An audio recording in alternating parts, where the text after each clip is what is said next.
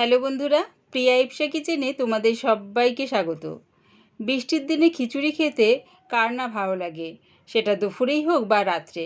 তাই আজকে তোমাদের সাথে শেয়ার করলাম চটজলদি দারুণ স্বাদের একটা খিচুড়ির রেসিপি। আর সেই খিচুড়ির সাথে যদি বেগুন ভাজা আর পাঁপড় ভাজা হয়, খিচুড়ির স্বাদটা যেন দ্বিগুণ মাত্রায় বেড়ে যায়। আমার এই খিচুড়ির রেসিপিটা ভালো লাগলে প্লিজ আমার চ্যানেলটিকে লাইক ও সাবস্ক্রাইব করে দিও। তবে দেখে নাও আমি এই দারুণ স্বাদের খিচুড়িটা কিভাবে তৈরি করি।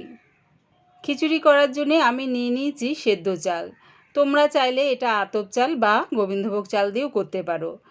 এখানে আমি 500 গ্রাম চাল নিয়েছি। এবারে জল পাল্টে পাল্টে 3-4 বার ধুয়ে নেব। ধুয়ে খানিকটা জল দিয়ে চালটাকে আমি ভিজিয়ে রেখে দেব 15 থেকে 20 মিনিটের জন্য। গ্যাসটাকে হাই ফ্লেমে রেখে একটা কড়া বসিয়ে দিয়েছি। আর এই কাপের মাপ অনুযায়ী 1 কাপ মুগের ডাল নিয়ে নিলাম। 500 গ্রাম চাল আমার এই কাপের মাপ অনুযায়ী 2 কাপ হয়েছে। দেখো, ডালটা খুব একটা ভাজবো না, এরকম হালকা যখন লালচে রং ধরবে ডালটাকে আমি নামিয়ে নেব। মুসুর ডাল নিয়েছি আমি, যে কাপের মাপ অনুযায়ী মুগের ডাল নিয়েছি সেই কাপের মাপ অনুযায়ী আমি 1 কাপ মুসুর ডাল নিয়েছি। সেই মুসুর ডালের মধ্যে মুগের ডালটা ঢেলে জল দিয়ে এরকম হাত দিয়ে কষলে কষলে একবার ধুয়ে নেব। খুব একটা বেশি ধোবো না, তাহলে মুগের ডালের যে নিজস্ব একটা সুন্দর গন্ধ থাকে সেটা চলে যাবে। গ্যাসটাকে হাই ফ্লেমে রেখে জল সমেত একটা ডেকচি বসিয়ে দিয়েছি। জলটা ফুটে যাবার পর চালটা আমি দিয়ে দিলাম। এবারে দিয়ে দিচ্ছি এর মধ্যে মুগ মসুর ডালটা। এবারে দিচ্ছি আন্দাজ করে হলুদ গুঁড়ো আর স্বাদ অনুযায়ী নুন। নুন আর হলুদটা দিয়ে সব কিছুর সাথে ভালো করে মিশিয়ে নিয়ে এটা হতে দিলাম। খিচুড়িতে দেওয়ার জন্য আলুগুলো আমি ঠিক এরকম ডুমো ডুমো করে কেটে নিয়েছি। এবারে এর মধ্যে দিয়ে দিলাম সামান্য একটু হলুদ গুঁড়ো আর দিচ্ছি সামান্য একটু নুন। নুন আর হলুদটা আলুর সাথে ভালো করে মাখিয়ে নিলাম।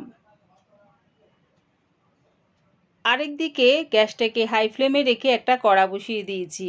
দিয়ে দিলাম বেশ খানিকটা সর্ষের তেল। তেলটা ভালো মতন গরম হয়ে গেলে গ্যাসটাকে মিডিয়াম টু লোতে করে আলুগুলো দিয়ে দিলাম।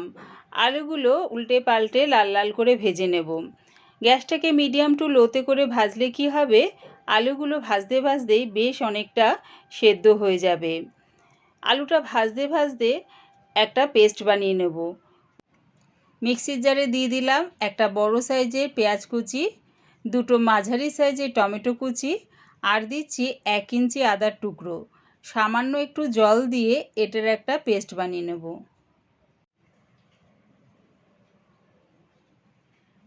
আলুগুলো প্রায় ভাজা হয়ে এসছে, এর থেকে আর বেশি লাল করে ভাজবো না। এবারে আমি আলুগুলো নামিয়ে নিচ্ছি।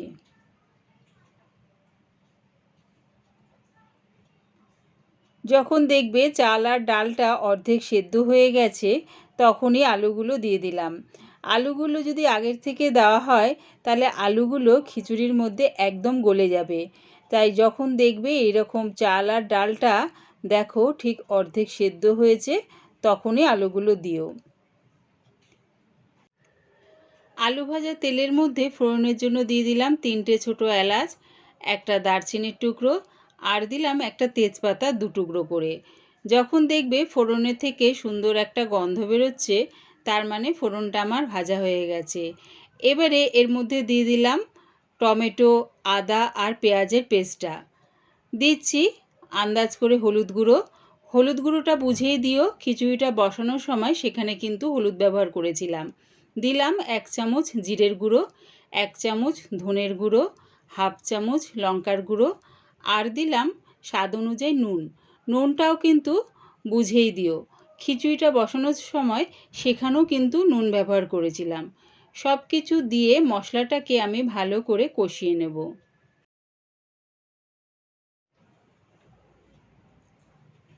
মশলাটা খুব সুন্দর করে কষানো হয়ে গেছে আর দেখো তেলটাও বেশ ছেড়ে দিয়েছে।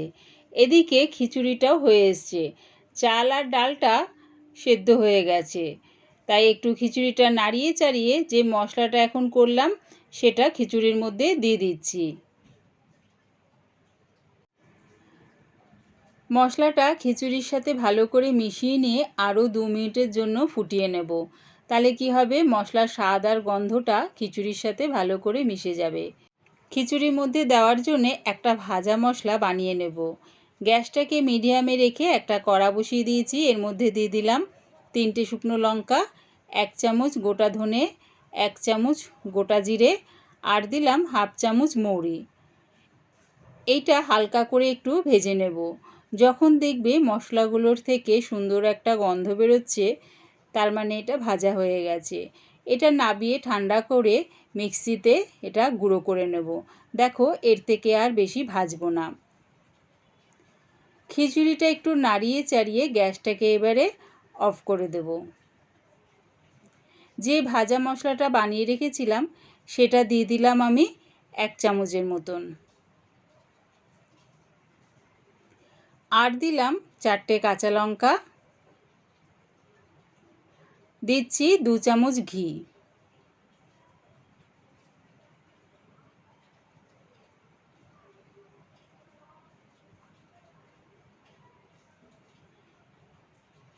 সব কিছু ভালো করে মিশিয়ে নিয়ে চাপা দিয়ে এটা রেখে দিলাম। রেডি হয়ে গেছে আমার দারুণ স্বাদের গরম গরম খিচুড়ি। খিচুড়ির সাথে খাওয়ার জন্যে কটা পাঁপড় আর বেগুন ভেজে নেব। গ্যাসটাকে মিডিয়ামে রেখে একটা কড়া বসিয়ে দিয়েছি। তার মধ্যে দিয়ে দিলাম খানিকটা রিফাইন তেল। আমি এরকম ছোট ছোট মশলা পাঁপড় নিয়েছি। পাঁপড়গুলো দিয়ে উল্টে পাল্টে ভেজে নামিয়ে নেব। তোমরা চাইলে পাঁপড়গুলো তেলে না ভেজে সেকেও খেতে পারো। অনেকে আছো তেলে ভাজা পাঁপড় খাও না, তারা সেকেও খেতে পারো। দেখো, এইভাবে আমি উল্টে পাল্টে সব কটা পাঁপড় ভেজে নিলাম। এবারে বেগুন ভেজে নেব। কটা বেগুনের টুকরো কেটে ভালো করে ধুয়ে নিয়েছি। তার মধ্যে দিয়ে দিলাম হলুদ গুঁড়ো, সামান্য একটু কাশ্মীরি লঙ্কার গুঁড়ো আর দিলাম স্বাদ অনুযায়ী নুন। সব কিছু ভালো করে বেগুনগুলোর সাথে মাখিয়ে নেব।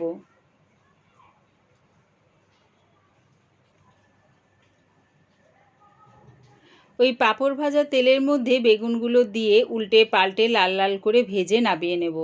আমি জানি তোমরা সকলেই বেগুন আর পাঁপড় ভাজতে পারো, তাও আমি যেহেতু খিচুড়ির সাথে এগুলো পরিবেশন করছি তাই তোমাদের সাথে শেয়ার করলাম আমি এগুলো কেরম করে ভাজি। দেখো, বেগুনগুলো লাল লাল করে ভাজা হয়ে গেছে। এবার এগুলো নামিয়ে নিলাম। রেডি হয়ে গেছে আমার গরম গরম খিচুড়ি, তার সাথে বেগুন ভাজা আর পাঁপড় ভাজা। এরকম খিচুড়ির সাথে বেগুন ভাজা আর পাঁপড় ভাজা হলে খিচুড়িটা জাস্ট জমে যাবে। পুরো ভিডিওটা দেখার জন্যে প্রিয়া ইপসা কিচেনের থেকে তোমাদের সবাইকে অনেক ভালোবাসা রইল। একবার আমার মতন করে এই বৃষ্টির দিনে বা যে কোনো দিনে গরম গরম খিচুড়ি দুপুরে বা রাত্রে বানিয়ে খেয়ে দেখো, কেমন হয়েছে কমেন্টের মাধ্যমে জানিও।